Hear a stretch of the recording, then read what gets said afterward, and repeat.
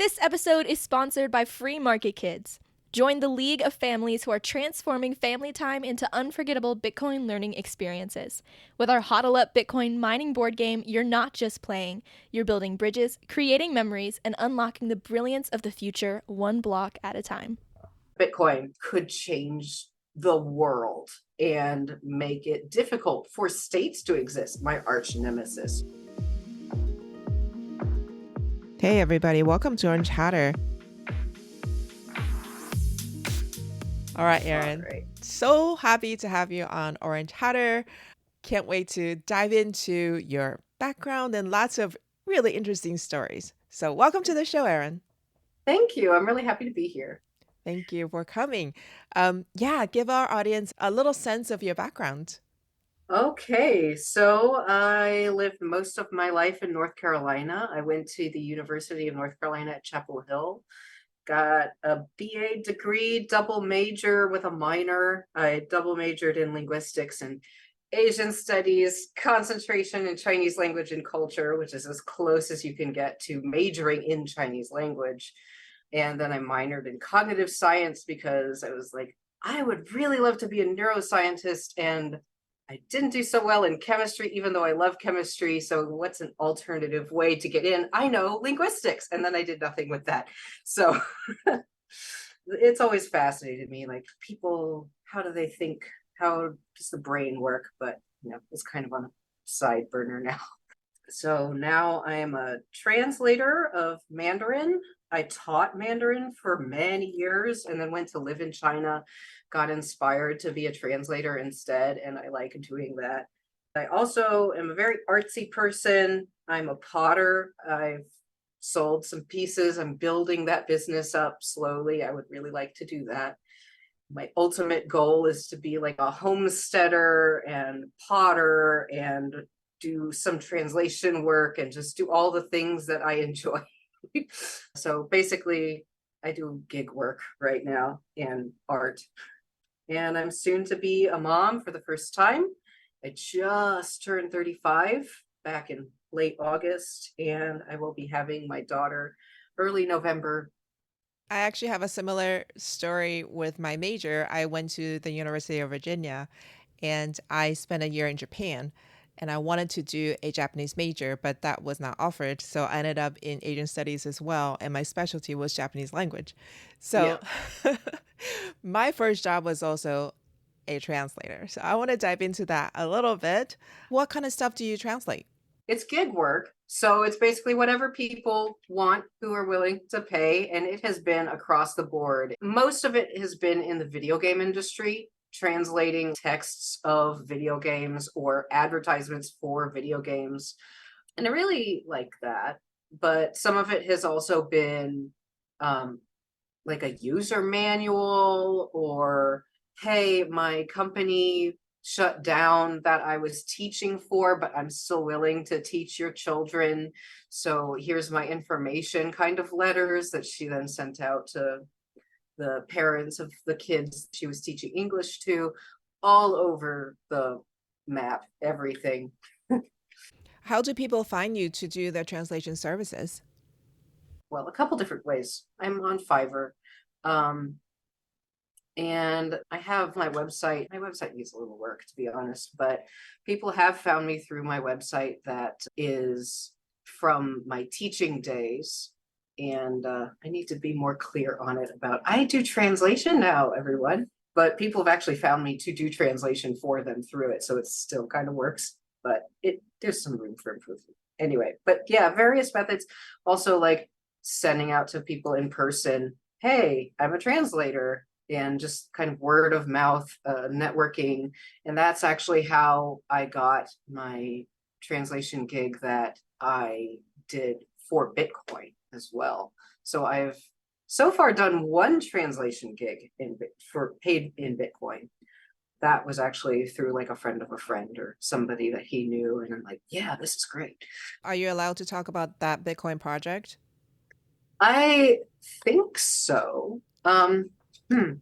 So maybe not so much, because this person was very concerned about doxing. Like, I assumed that he knew my friend who put me in touch with him and knew where he lived as a general rule, like, oh, that's where I live. And he's like, don't dox this person. I can't know that. I'm like, oh, okay. I didn't realize. I mean, that's a large area, you know?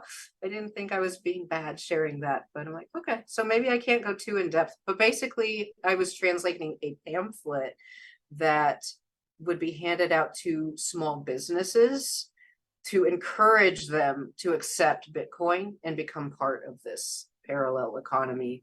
Um, so that was actually an English to Chinese project, and most of my work is the other way. That's interesting. Like the guy drafted it in English and he's like, can you translate this to Chinese? So I'm assuming that it's going to people who speak Chinese, maybe not in China, but maybe in Taiwan, maybe in like Singapore, or maybe in Chinatown. I don't know. Flushing, New York or something. Yeah, that was going to be my question. Is it allowed? Like, can they hand out pamphlets like that in China?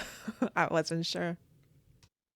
I would guess not. I mean, because I know vague things, even though I lived there for a while, I know vague things about like what's legal, what's not.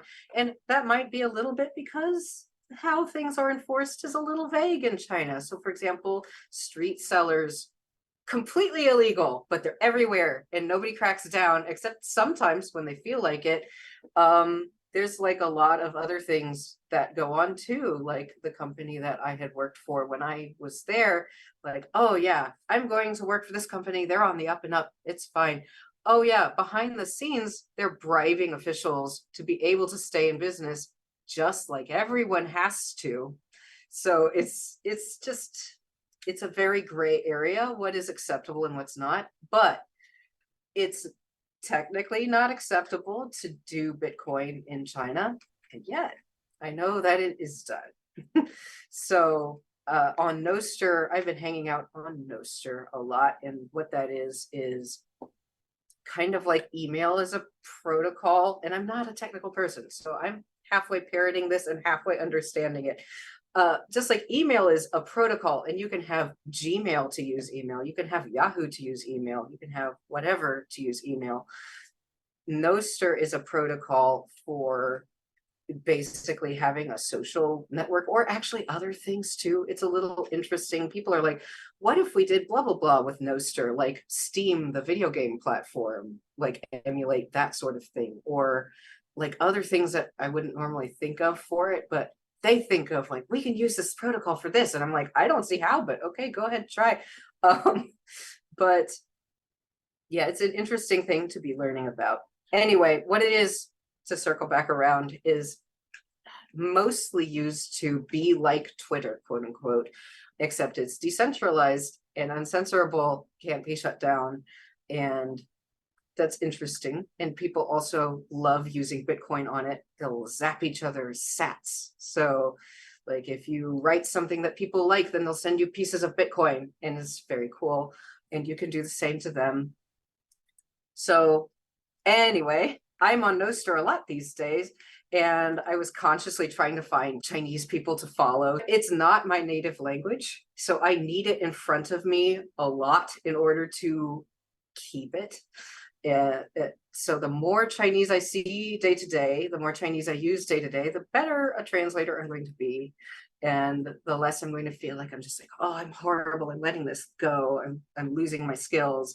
So I was finding people to follow. And yeah, there are Chinese people who speak Mandarin Chinese, not Cantonese, and use simplified characters, not traditional characters, which means they're not from Taiwan. They're on here and they're using Bitcoin. At least a couple of them that are like 2 out of the 3 or so that I so far found to follow are currently living in Japan. So that might be part of it, but I don't think all of them are. I think some of them are just being sneaky, and good for them. So Yeah, I don't think a lot of people know this, but Chinese characters, there are two different types. There's the traditional, which are used, I believe, in Taiwan and Singapore. And then you have the simplified, a format that was promoted by Communist China years ago to make it easier, like pinyin was created to make it easier for foreigners to use their language. And so I was born and raised in Taiwan, so that's the language I know. Those are the characters I know. And so when I have to translate traditional to simplified, it actually is a bit of a challenge for me. So when you started studying Chinese, were you exclusively exposed to the simplified Chinese and pinyin? Yes, I was exclusively exposed to simplified and pinyin. And kind of funny story at the very first, my very first class ever, my teacher didn't believe in pinyin. She's like, I'm not going to use this with you or anyone else in the class. And I do kind of respect that, but at the same time, it also led me to make some silly mistakes.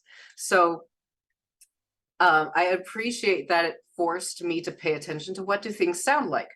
But what I don't like is that it sometimes led me to think the wrong thing was being said. And what I mean by that is, so 中国, right? China, 中, like that ends in like a NG type sound, right? But because I didn't know anything about Chinese phonology yet, this was my first class, and I have no letters to look at to help me understand what I'm hearing. I thought it was 中国 with an M sound at the end, and Chinese does not have M sounds at the end of anything. So I'm like, I didn't hear that right. So then when I started learning pinyin later, I'm like, oh, that sounds the same as this sound. And oh, nothing ever ends in M ever. So yeah, so pinyin can help. But yeah, I agree, it can also really hurt. And so when I was teaching, I was very, very careful to tell my students, don't let pinyin confuse you. Please listen to what I say and only let it help you, but primarily listen to what I say for pronunciation guide, because it's pinyin is written with English letters, and the letters do not always sound like the English equivalent. So for example, R is a really good example. So in English, R sounds like R. And in Chinese, it's, if it's at the beginning of a word, it's gonna be kind of zha. So it's between R and like the zha in garage. It's an important distinction. And then there's also things like where, what, like a U, the letter U, depending on what comes after or before it, it can sound completely different and sometimes be literally a sound not heard in English ever. Kind of the U and Uber from German. It's sometimes called the French U as well. So I could nerd out about linguistics all day. I can tell you, study IPA, the International Phonetic Alphabet. That will help you to understand whatever sound you hear in any language, this sort of thing. But basically, yeah. All this to say, yeah, I studied pinyin, but simplified characters. So I find traditional characters sometimes stump me. Like I'll be reading a thing and then I'll just like stop because I don't recognize this character. I'm like, oh, it's a traditional character. What exactly is this again? I know some of them. I don't know all of them. I was never formally taught them. I should probably teach myself at this point, but yeah. When my kids were growing up, I tried to just play Disney movies that have been dubbed over in Mandarin so that they can just hear the sound. But I never actually taught them Chinese. Now that they're grown, they want to learn and they're learning it from the internet. My son will come downstairs from his room and he would say, does this make any sense? And he'll blurt out something and I'll be looking at his mouth move. Without any context, I have no idea what he's saying. That's the con side of doing it with pinyin, right? Is you get stuck thinking about it in English, but there are so many nuances that are required in the Chinese that Yeah. pronunciation that tells you what the word is. And the same sound can mean 25 different things. So without context, he will always be like, you don't know what I'm saying? I'm like, no, I'm sorry. I have no idea. No. But yeah. When I first graduated, I was a translator for a law firm. I was hired to translate Japanese electronic engineering patents to English. And I don't have an engineering background. So I remember, in Japanese, one sentence can go for an entire paragraph. And Ooh. that you have to decipher from the edges and then kind of slowly work your way into the middle. And I remember spending hours just trying to figure out what one paragraph meant. And then I'll translate it into English. It wouldn't make any sense to me because I don't have an engineering background. I'll bring it to the lawyer who hired me and my boss. And I'll say, does this make any sense to you? He goes, yeah, it's perfect. Keep going. I'm like, okay. Oh, that reminds me of one of my favorite projects I had, actually, translation project. This guy was trying to get into grad school, and he wanted me to translate his letter to apply to grad school, and it talked about his like, what has he done.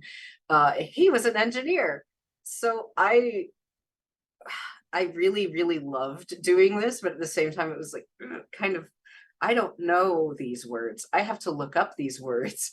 But it was all about technical stuff that he'd done with robotics, and he did some amazing things, like from making a trash can that could, I want to say it in Chinese, it could tie up the bag by itself when it knew the bag was full.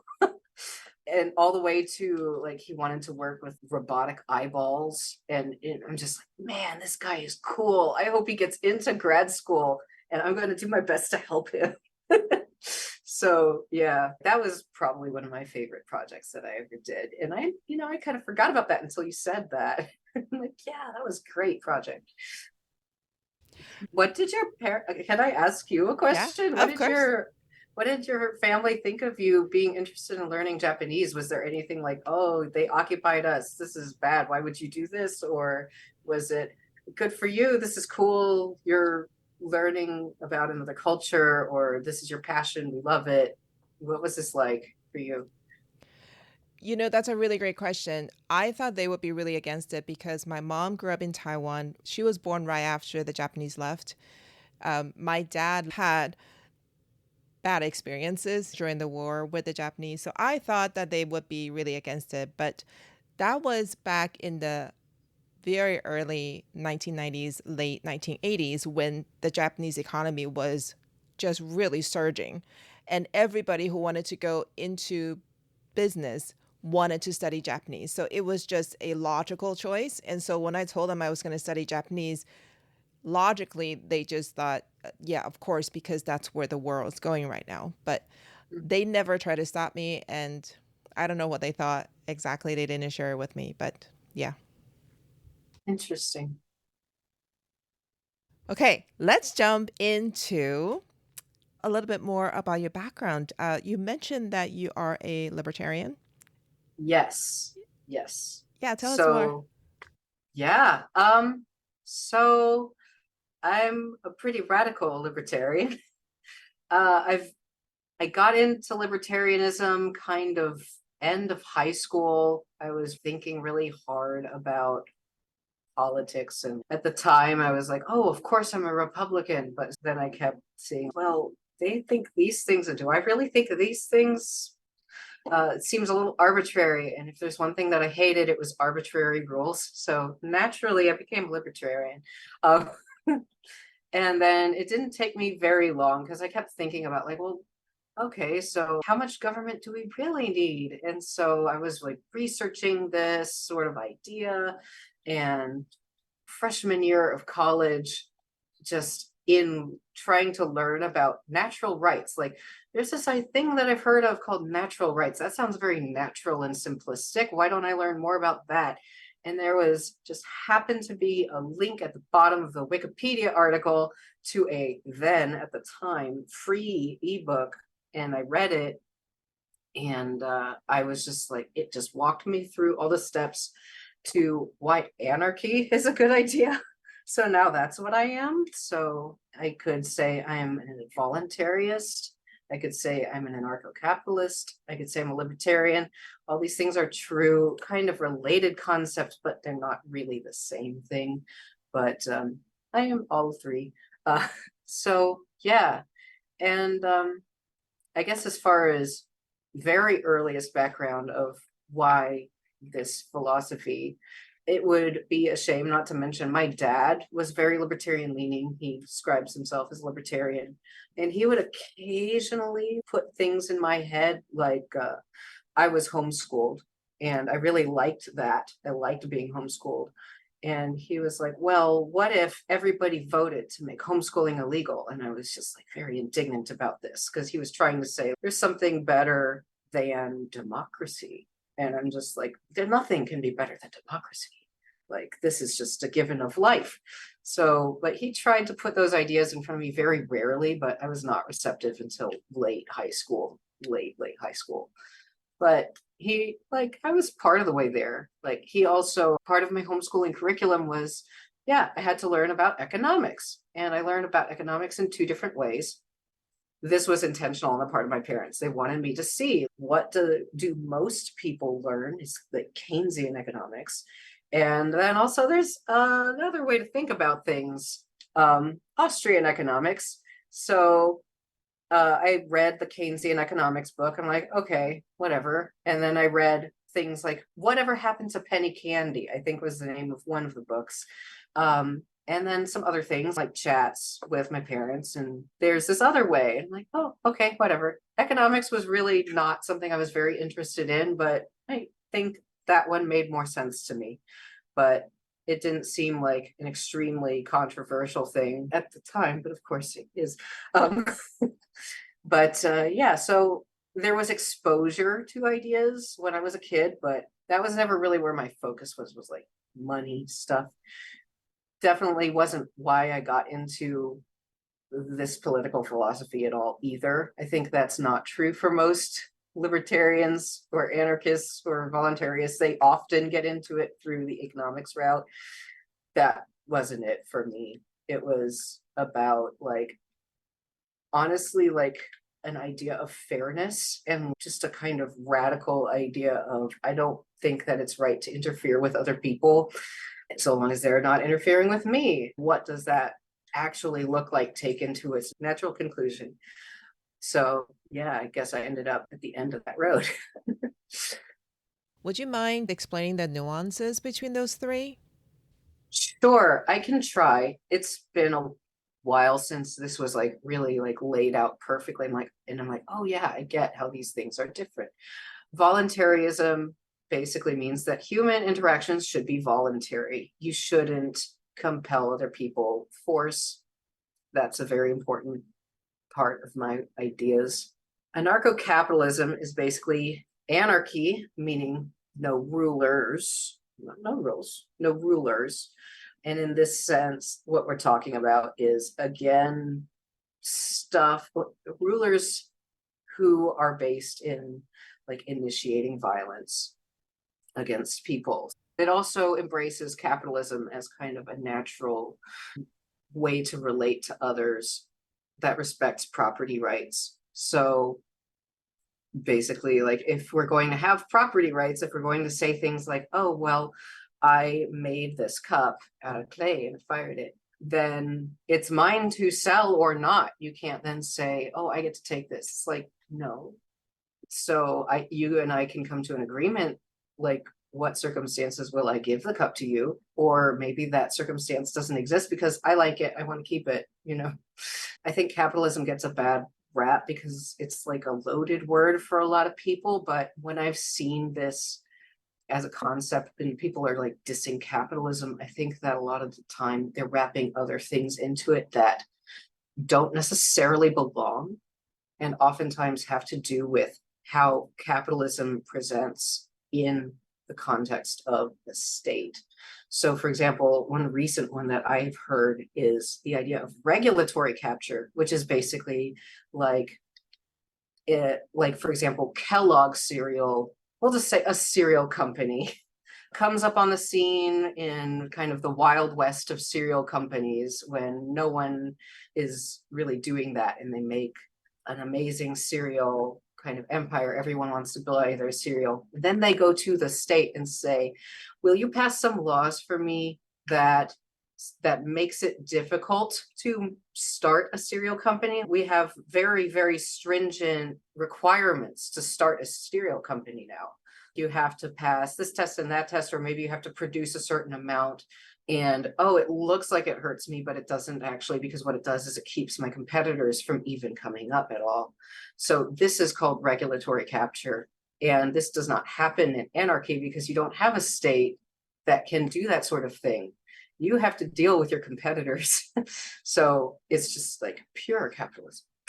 And libertarianism is basically the idea that we should work to maximize liberty.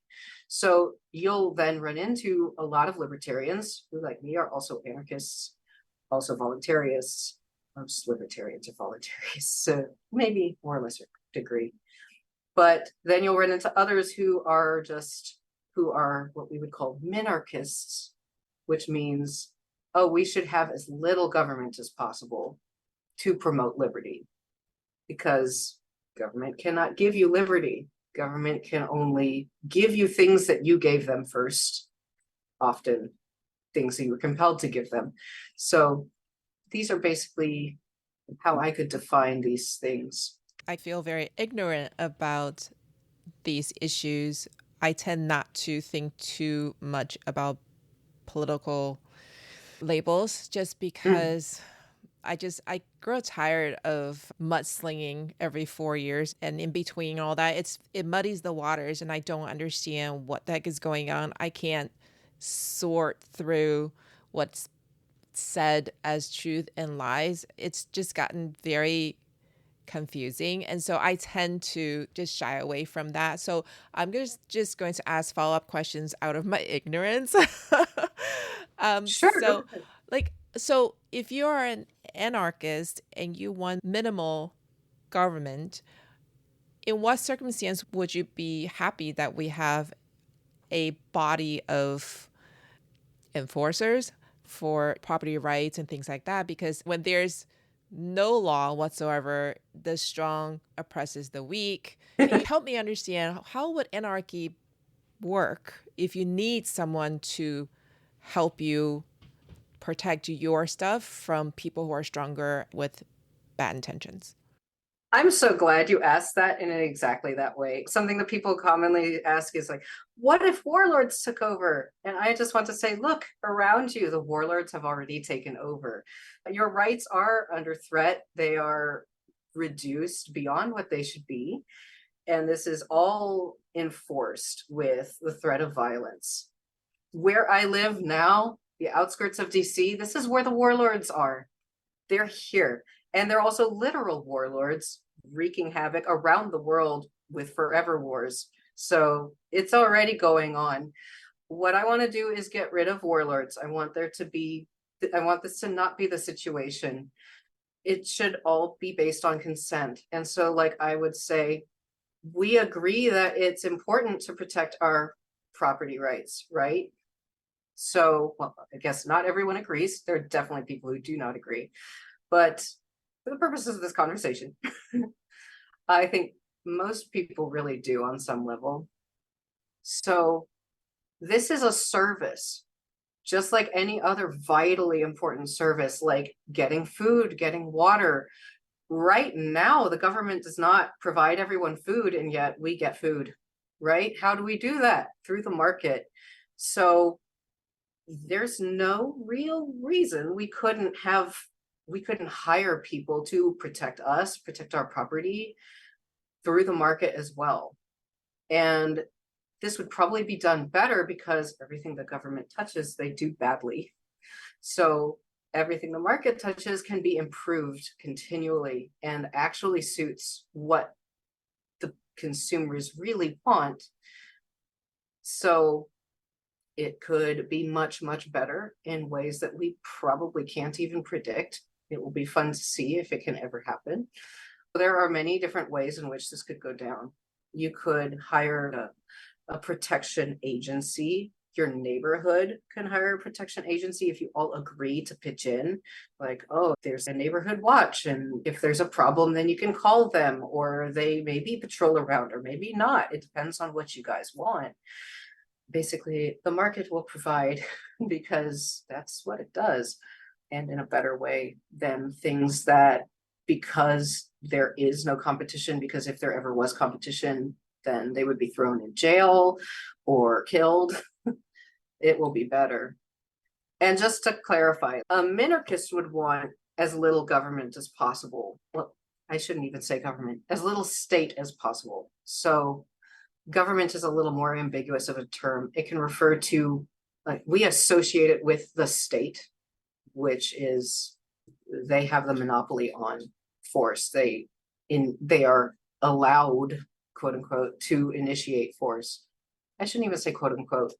By and large, we allow them to do this.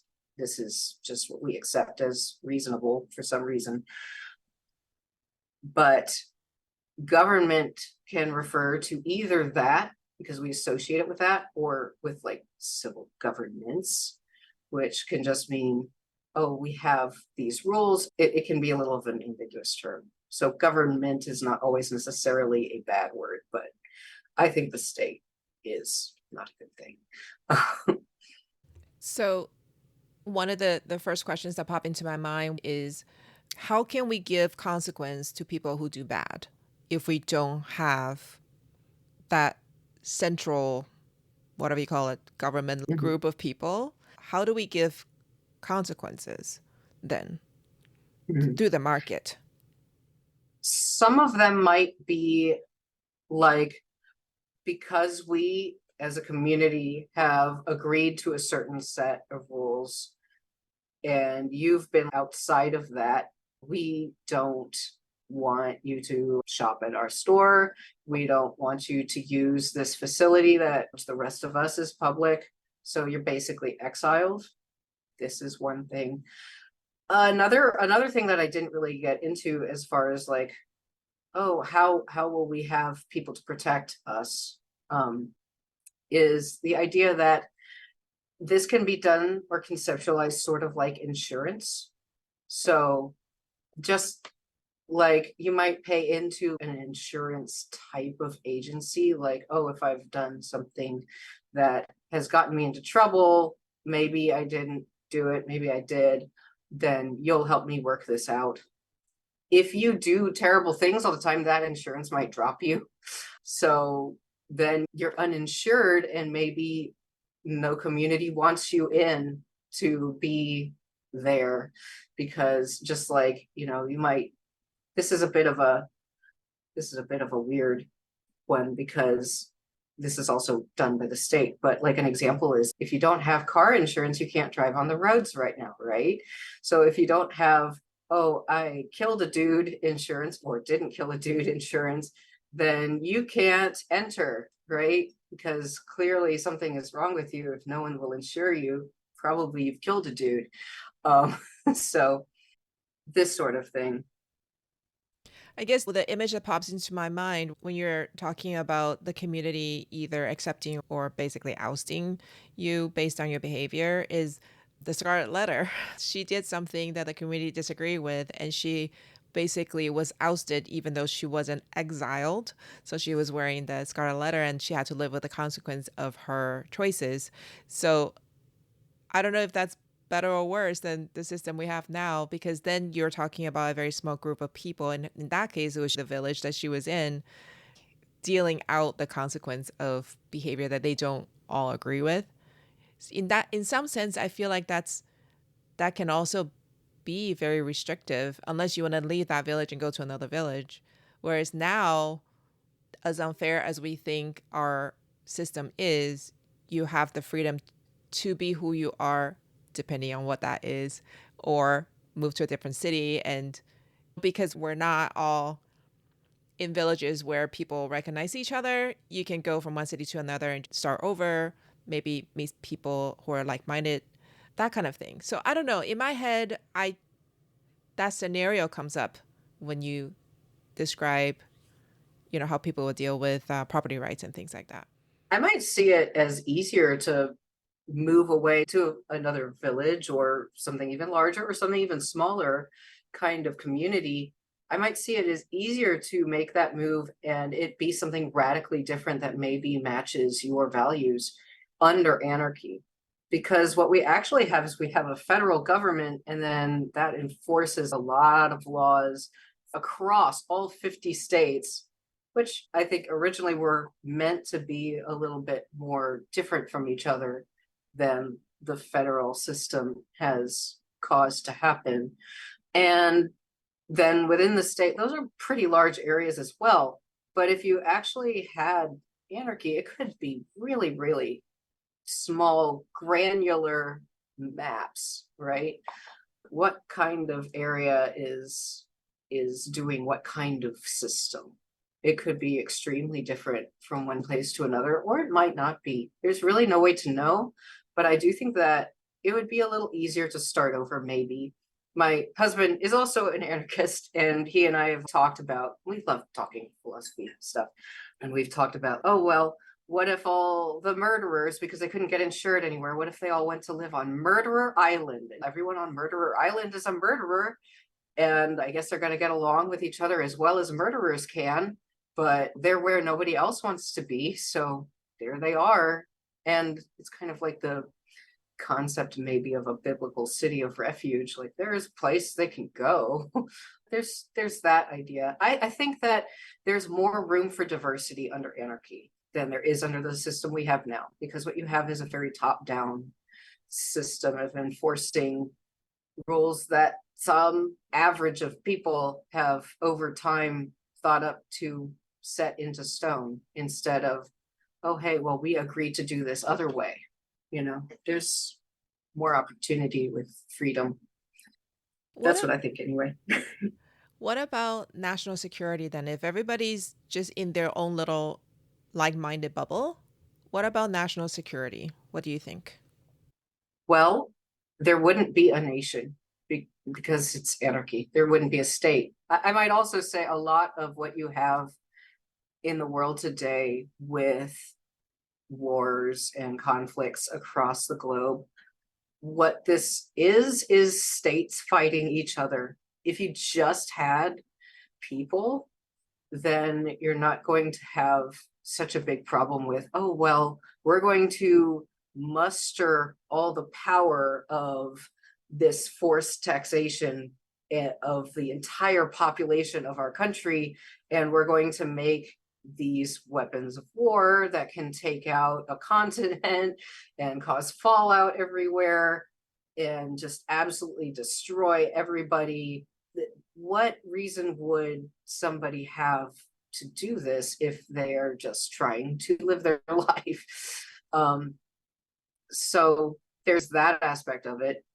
But again, it kind of, like, the insurance model is a fun one to think about problems such as this. Like, if this is really a problem, like, okay, Ancapistan, as people like to call it, exists hypothetically here, and everyone's just living their best capitalist life, and somehow people, instead of wanting to trade with you, just want to blow you up still, which I find a little less likely. I think that, oh, there's prosperity, let's trade with them instead of destroy them, is probably a more reasonable reaction.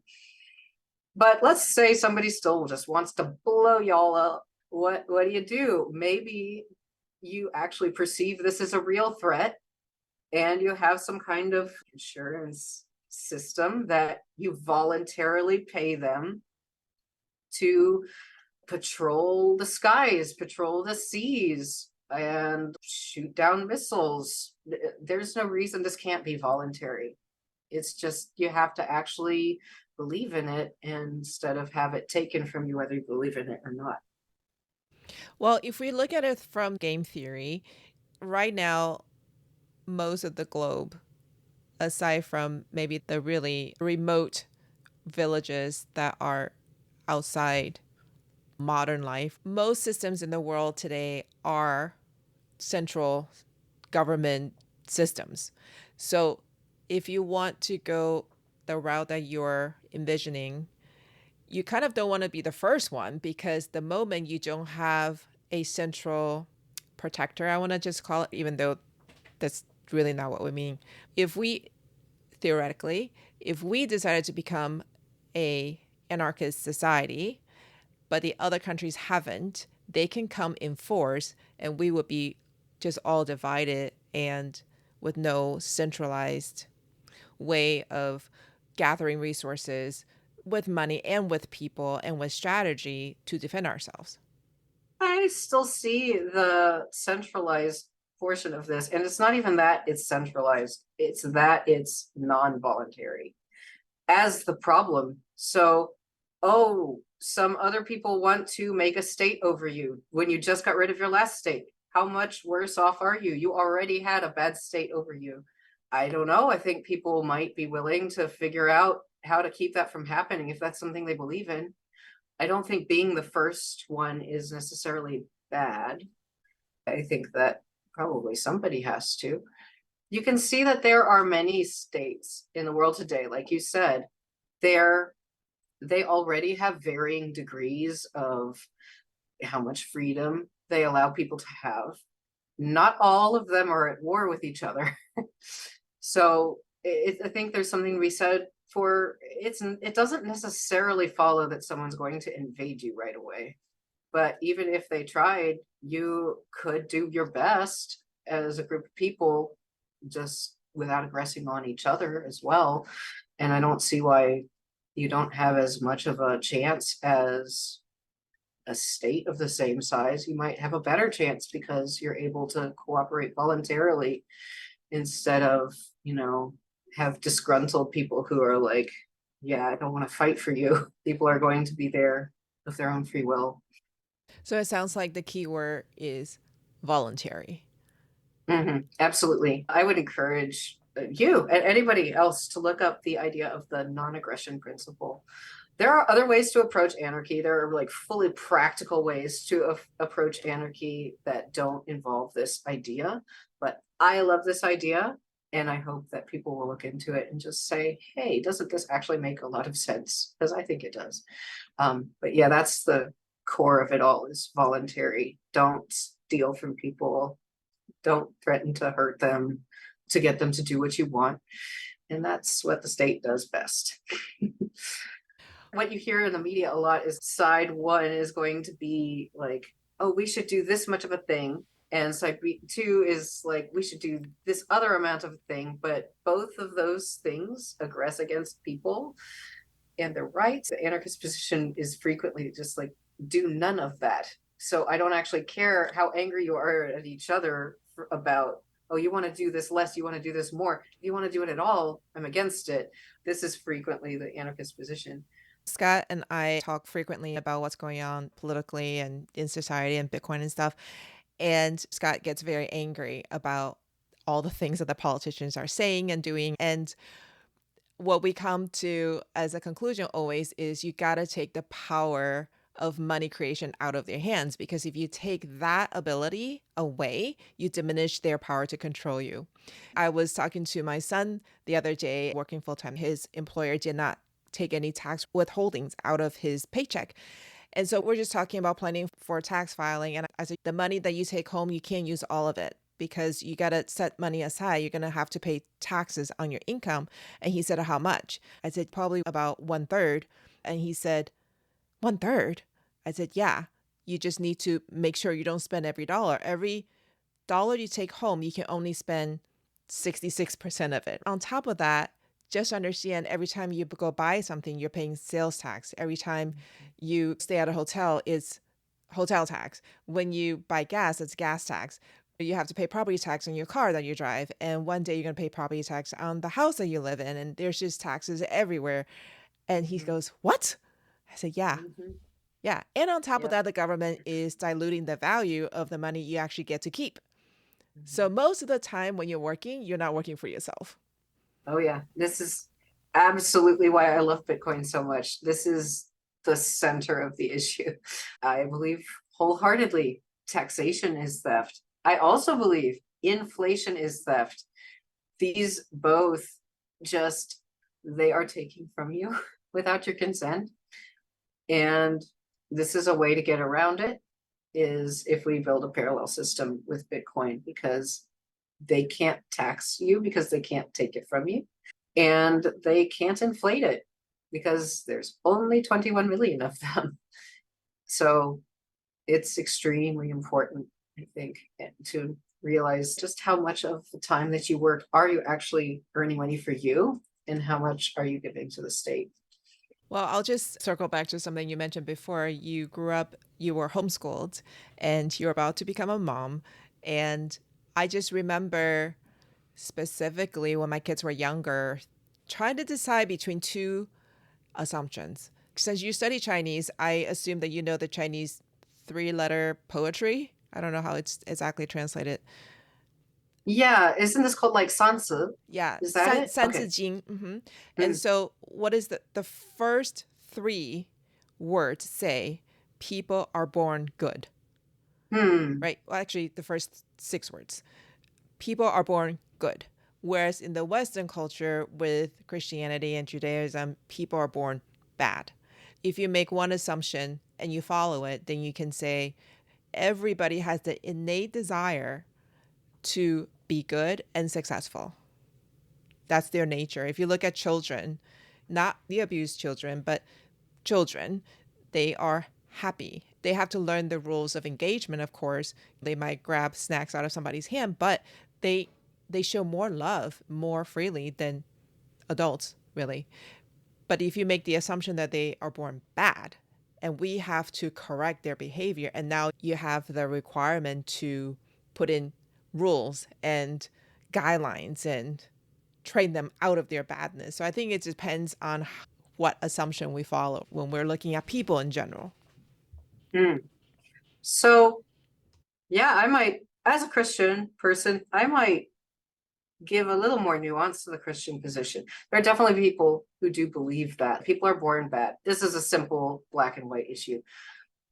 My own perspective is we're all images of God and we were created to be good. We do have a fallen nature. We're not going to be completely good. But to me, this means it's more of a mix.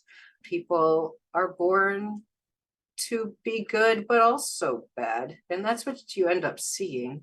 So there is a tendency to long for God, there's a tendency to seek after Him. And then there's also a tendency to fall short of that and to pursue our fleshly desires. Both happen. So I would just add that nuance. But yeah, your assumption of what people are like is going to color how you see the world and how you raise children and just how you deal with everyone. But I would say this, I would say no matter what you think, if you believe people are bad, then why would you want a government made of people to rule over other people? Because then you just have the bad leading the bad. This isn't going to work. If you believe people are good, then why don't you want to leave people alone, right? Let them pursue their interests. Because, but yeah, from my own perspective, is a blend of these two, because that's, I guess, how I see the world of people. Yeah, thank you for clarifying the nuance. I totally understand what you're saying. And yeah, I mean, people are a blend.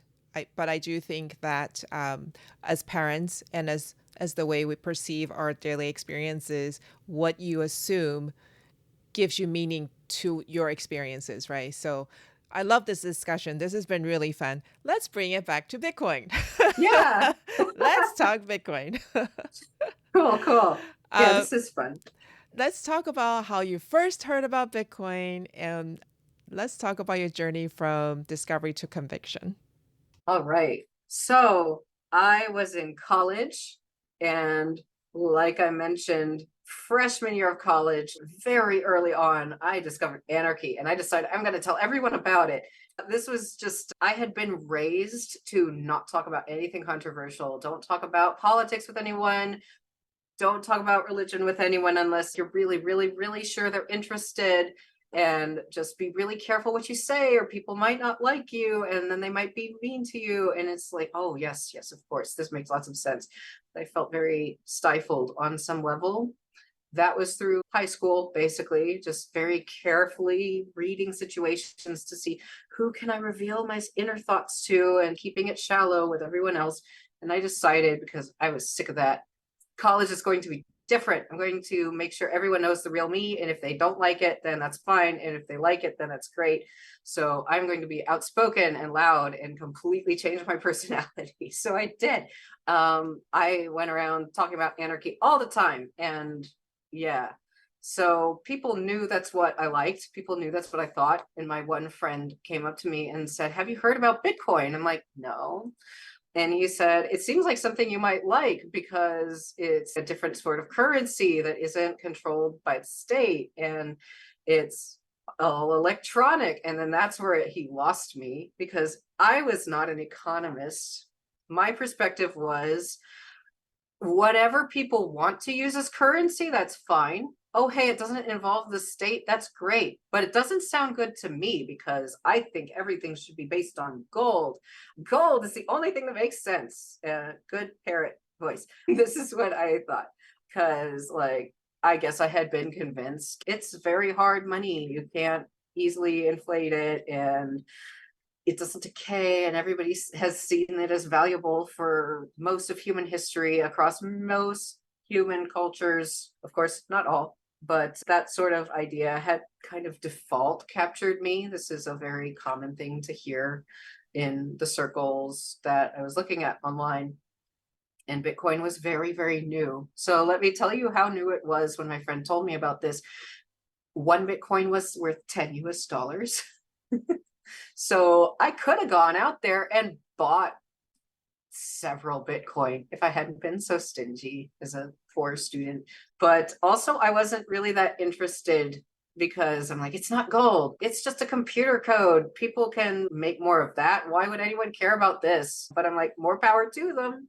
Find whatever you want to do. I don't think that currency has to be like legal tender. I think use what you want and to do the market in whatever way. That's fine for you, but I'm going to get gold someday. And of course, I had some second thoughts, and I'm like, well, what if I'm wrong? And I looked a little bit into, well, how do I get some? Like, how do you mine it? And I'm like, I don't know how to set this stuff up. I'm not that technical. I'm basically computer savvy for a millennial, but I don't know how to set up a Bitcoin miner. None of that seemed accessible at all. Like, the idea of a wallet even didn't seem accessible at all. So I gave up. I'm like, no, I can't figure this out. And it's like $10. So like, nah, I'm gonna save that for some concert tickets. So I slept on that. And then years later, I didn't even think about it really that much anymore. And then I kind of heard, oh, hey, there were thousands of dollars now. I'm like, wait, what? Okay. Still doesn't make a lot of sense to me, but whatever.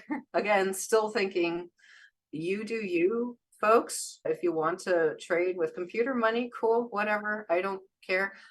I'll get gold or silver or something, or heck, even seeds for plants. And I don't know. These all seemed more valuable to me. But it's just sort of, I still felt like, man, if only I had gotten, like, I had the kind of short-term mentality at that point about Bitcoin. I didn't really see it as a competitor to fiat currency that was going to last yet. But I still felt like, if only I had figured out how to get some $10 Bitcoin, I'd be able to afford land and a house by now, because I could sell it and get land and a house, and that's what I really want. Still to this day. So I'm like, if only I had done that. But the idea of, hey, this is actually really a revelation that could change the world and make it difficult for states to exist, my arch nemesis, right? Because if they can't control your money, it's harder to control you. And you can look into what happened to the Canadian truckers during COVID, their protest, to see what I mean by that. I mean, just hearing about that even kind of made me go, oh, hey, yeah, okay, so people are using this to circumvent the state. That's great. And then also I heard about, there were some women who were fleeing persecution in some country in the Middle East, and I can't tell you which one, but they were being persecuted and they decided to leave. And if they had gone through, of course, their state's official sanctioned methods of getting their money out of the country, they would have lost it all. So instead, what they did is they memorized their keys and they fled. And then they went and put in their keys in another country that's safer, and they were able to get all their money. I'm like, cool. This allowed women to flee persecution from the state. And I'm just like, this is really great. I think this is fantastic. I can't remember if I heard stories like that before or after meeting my husband, but my husband is the one who talked to me more about Bitcoin as we were getting to know each other and answered my questions about how can this really be valuable? How can this really not be inflated? Things that I didn't actually understand, like, okay, sure, so there's 21 million of them, but they can just change the code, right? And make more. No, actually, that's not going to happen. And why? I didn't know really that until talking to him. And I'm not saying, oh, it has to be your significant other who gets you into Bitcoin. It happened to be that for me, but I would say if you're sitting on the fence and you want to know more, just find somebody who's knowledgeable to talk to. Find a Bitcoin meetup. There will be someone there who is overjoyed, thrilled to talk to you about Bitcoin and explain all the little details. Don't be intimidated. Don't be scared of asking dumb questions. Ask whatever questions and they'll explain it to you. They're just like anything else in life. If you want to learn it, then you can find an expert and learn it. And yeah, do I wish that I had done that sooner? Yeah, that would have been cool, but it just wasn't on my radar screen. But I think it's important. And I think that as time goes on, it's going to be more important for everybody. It's going to come to mind more as we see what inflation is doing, both here and around the world. And as we see what deep banking is doing very close to home and possibly even here at home coming soon to a bank near you. This is an important concept. And I recommend everyone look into it through whatever means they can. I just want to add a caveat about looking up Bitcoin meetups. There are a lot of Bitcoin meetups that are labeled as Bitcoin meetups, but they're actually not Bitcoin. They're cryptocurrency trading investment clubs. So just be careful looking up Bitcoin meetups. One way to make sure it's Bitcoin only is to attend and listen to the conversations. If they bring out any other coin and say you should invest in this, you should run the other way, you can also go to bitcoinonly.com or bitcoinevents.com. Those are Bitcoin only. So, but yeah, Meetup is kind of the wild, wild west. I feel like when it talks about cryptocurrency and Web3 and all that stuff, they all seem like they fall in the same bucket. But you and I know that Bitcoin stands alone. So Yes, that was something really interesting to discover. Thank you so much for saying that. I guess I've been spoiled because the only Bitcoin meetups I've been to have been basically run by maxis. I am approaching Bitcoin no longer from an investment standpoint, like, oh, I should have gotten them when they were cheap and sold them when they were high so I could get land. I'm not there anymore. I am like a true believer in like, this is the hardest money that will ever exist. And I think it's really going to do some amazing things that I really like. I'm very much a promoter of it and it alone because yeah, that was another thing that I was going through too, is back before learning more about Bitcoin, I was like, well, there's all these other cryptocurrencies out there too. How am I going to sort through which one is the best? Do they make sense? And there's an information overload out there. Just none of them have the same qualities Bitcoin does. They don't have like, an important thing is that the founder is anonymous, so that person cannot be manipulated. Another is that it has this network effect already, so lots of people are using it already, is what I mean. They're still working on it, they're building things to make it useful, but you don't really see this so much. It's actually not inflatable. There's a cap on how much there is. You're not just making them out of nothing. There's a lot of things about Bitcoin that you cannot say about any other cryptocurrency, or maybe you can say one or two things, but not all of the things. It's very special. It does stand alone. So I would definitely be wary of anyone who's telling you, oh, I think that you should get a bunch of Bitcoin and then sell it when it reaches like blah, blah, blah amount of money. This is not what Bitcoin is for.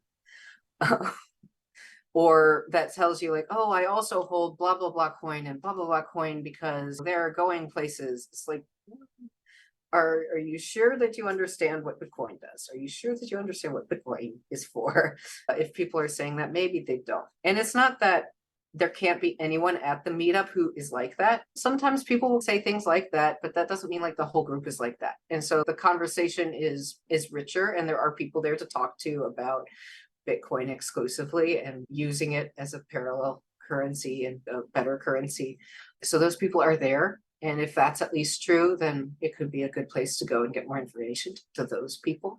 Uh, don't talk to the people who are just investing in it temporarily, like it's any other kind of stock or something, because that's not the point. So, how has understanding Bitcoin changed the way you conduct your life practically? Hmm. Ooh, that's a really good question. I guess it's just kind of deepened my understanding of fiat currency and its failings, and of these other altcoins and their failings. I guess most of it has been theoretical, but to me, theory is a big part of my life. So it's given me other things to think about, other ways to see the world. And it's given me some hope for the future, because it is good that there is something that can't be controlled through force and violence that people can turn to and use as money. It is really a nice thing to think about, like, oh, hey, this is not going anywhere. And I just learn more and more things. Like, people will often say, like, oh, well, what if the electrical grid goes down, or what if the internet goes down? Then you won't have your Bitcoin anymore. And it's just like, on the one hand, it's like, if either of those things happen, you have a lot of problems. Do you really think your fiat money is going to be valuable at that point? Or even gold? When people are literally starving, you might have some serious issues. Not that starving is the first emergency that comes, but enough emergencies come if either of those things go down. You have very serious problems first. But even then, I have just recently learned things like, there are ways that people have finagled to exchange Bitcoin with each other through ham radio and through something that I don't fully understand, but I'm like, I like to see this article. I think it's some kind of local neighborhood network that you don't need the internet. You don't need central electrical grid. You can still trade your Bitcoin. You can still use your Bitcoin. And of course, like, if it's a temporary emergency, you can hold on to your keys and then use them later. This is always true. So that is really great. So yeah, it has given me some hope for the vagaries of life, that there's something that can maybe withstand that. Other ways that it's affected my daily life, aside from going to meetings about Bitcoin and earning Bitcoin, I mean, those are just some practical parts of my life that it's affected, is now I do those things. Uh, so Oh yeah, yeah. before we wrap up, let's quickly talk about your pottery. Oh yeah. Okay. Not only have I translated and earned Bitcoin, but I've also done pottery and earned Bitcoin. I make pottery, and most of the pieces, I will accept either fiat currency or Bitcoin. And if you do pay me in Bitcoin, then you'll get Bitcoin discount. But then there are the Bitcoin themed pieces that I will only sell for Bitcoin. And actually, they've been my best seller. I have an Etsy shop. I post things on Nostr, and I also go and sell things in person. So far, I've only really sold things in person, but I have hope for the future on the other things. This is all still pretty new for me. But yeah, I've sold every single Bitcoin themed thing that I have made so far. So I'm making more, and that's pretty cool. That's a good feeling.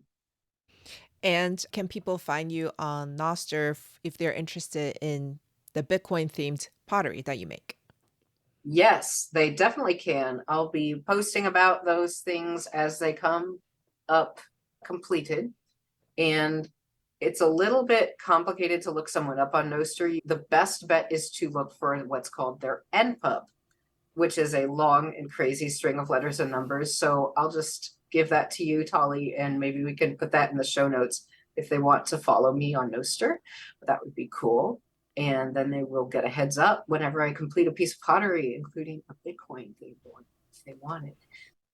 Awesome. Thank you so much for spending time to chat with me. That was really fun. I learned a lot. Oh, cool. Thanks. I had a lot of fun too.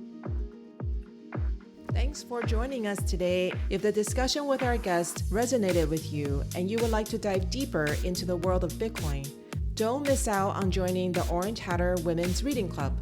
The meetup link is in the show notes. Also, if there are women in your life whom you think would both enjoy and benefit from learning more about Bitcoin, please share Orange Hatter with them. Until next time, bye!